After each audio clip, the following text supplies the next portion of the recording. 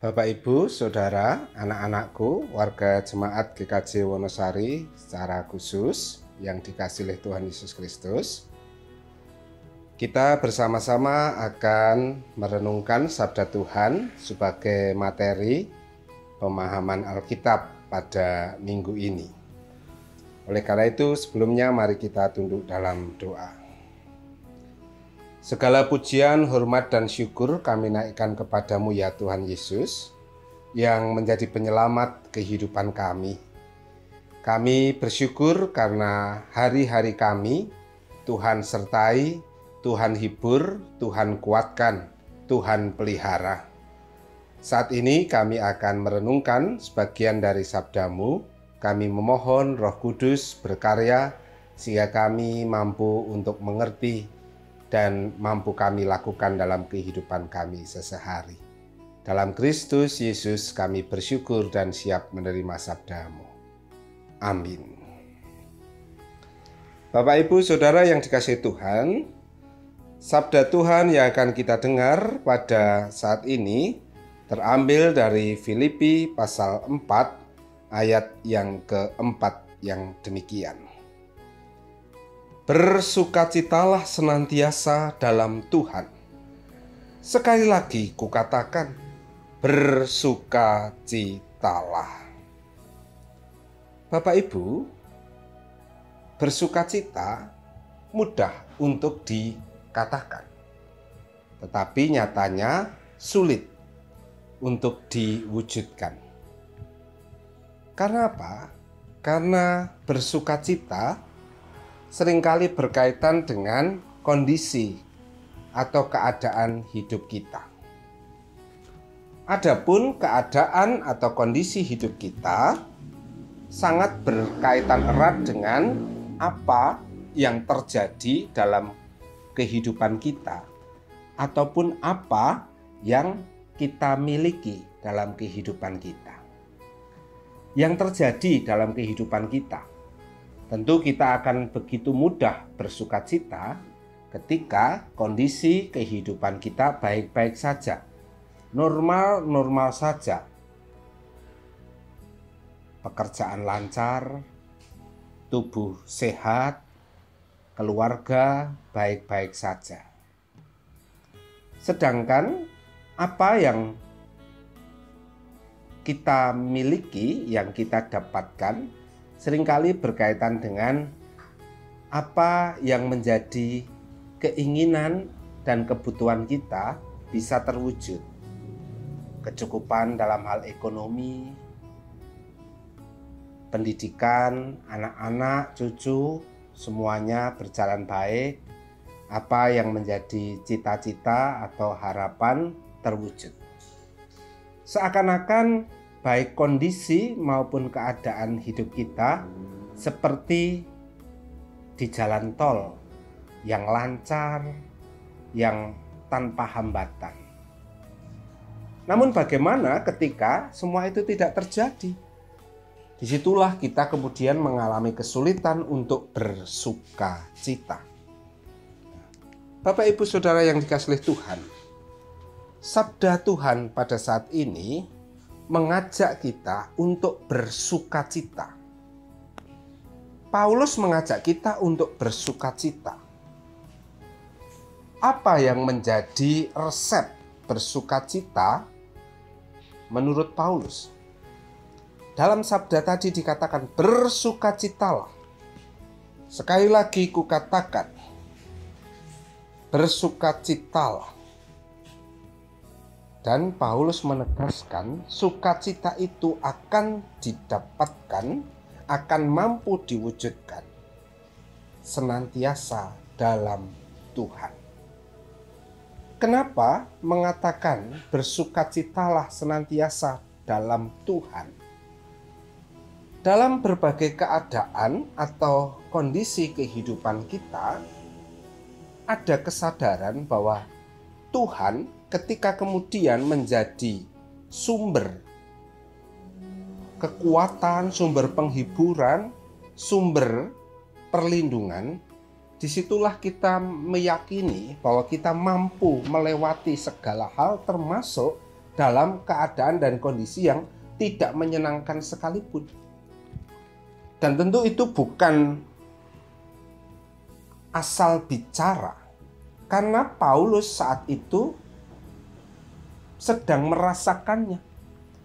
Paulus ketika menuliskan surat pastoral atau pengembalaan ini terhadap jemaat Filipi, Paulus sendiri sedang dalam kondisi atau keadaan yang sebenarnya menurut manusia tidak menyenangkan, karena dia berada dalam penjara. Tentu penjara zaman dulu berbeda dong kalau penjara zaman sekarang. Seperti halnya yang pernah saya lihat kalau di Israel ketika saya datang ke sana, bagaimana penjara yang digunakan untuk memenjarakan Tuhan Yesus saja waktu itu berada di bawah tanah. Bukan seperti sekarang yang cukup dengan teralis besi. Penderitaan Paulus tentu sebenarnya bukan hal yang dapat dikatakan membuat hati bersukacita. Tetapi Paulus menegaskan, ia tetap dapat bersukacita. Karena apa? Karena ia dapat melewatinya saat ia melibatkan Tuhan. Situasi ini mengingatkan kalau kita mengingat dalam konteks Perjanjian Lama. Sosok Yusuf yang waktu itu juga berada dalam penjara, tetapi ketika ia tetap dapat melibatkan Tuhan, ia tetap bersukacita. Ia tetap dapat menjaga kehidupannya di hadapan Tuhan. Bapak Ibu, bagi jemaat di Filipi ini penting.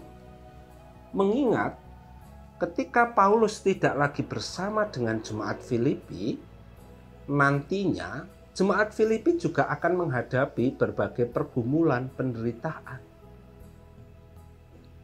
Dan tentu jika tidak diingatkan, mereka tidak akan mampu bersukacita di tengah-tengah penderitaan mereka. Dan bahkan ada ancaman lain. Seiring penderitaan, seiring kondisi atau keadaan yang tidak menyenangkan, manusia seringkali mendapatkan ancaman perseteruan. Karena alih-alih menguatkan relasi atau hubungan persaudaraan di tengah-tengah kesulitan hidup, justru yang terjadi akan berseteru. Sebab apa? Orang akan berlomba-lomba untuk lepas dari penderitaan, lepas dari keadaan dan kondisi yang sulit itu, agar kembali bersukacita, meskipun harus mengalahkan pihak-pihak lain. Oleh karena itu Rasul Paulus menegaskan harus tetap bersukacita dalam Tuhan supaya tidak ada ancaman perpecahan atau melakukan tindakan penindasan terhadap pihak lain. Inilah yang perlu kita renungkan saat ini. Di saat kita semua sedang menghadapi pandemi COVID-19, tentu bukan hal yang mudah untuk bersukacita. Mungkin ada yang saat ini mengalami ekonomi pekerjaannya kemudian hancur, atau seluruh rancangan yang ditata tahun lalu kemudian gagal total begitu. Atau ada yang kemudian saat ini mengalami kesedihan karena tidak bisa bertegur sapa dengan anak cucu yang ada di rantau, atau bahkan yang lebih menyedihkan lagi karena ada anggota keluarga yang meninggal tetapi juga tidak bisa melawat. Tentu ada banyak hal yang menimbulkan kesedihan, penderitaan, kesusahan, dan itu yang membuat sulit bersukacita. Dan kita juga melihat bagaimana efeknya saat ini orang kemudian mulai terlihat acuh, tidak mempedulikan keadaan orang lain. Karena yang terpenting adalah aku kembali bersukacita.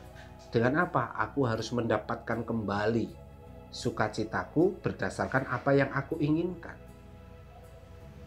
Oleh karena itu kita bisa melihat bagaimana masyarakat ini terpecah karena kondisi pandemi ini. Demi memulihkan sukacita mereka menurut cara mereka. Nah, kita Orang percaya saat ini diajak untuk tetap bersukacita, tanpa harus jatuh pada perpecahan, tanpa jatuh pada kesalahan untuk menindas atau mengabaikan pihak lain. Mari kita tetap menjaga kondisi kita bergandengan tangan, sebagaimana slogan ulang tahun Gunung Kidul, Cancut Taliwondo. Mari kita cancut semua. Cancut itu artinya kita menyingsingkan baik lengan maupun celana. Kita berjuang bersama dengan kita tetap menjaga protokol kesehatan, membatasi gerak dalam kerumunan. Kita bersama-sama tetap jalani kondisi ini dengan sukacita bersama dengan Tuhan. Tuhan yang telah mengalami derita untuk kita, Dia pun saat ini hadir di tengah-tengah derita kita. Tuhan Yesus memberkati kita semua. Amin. Mari kita berdoa.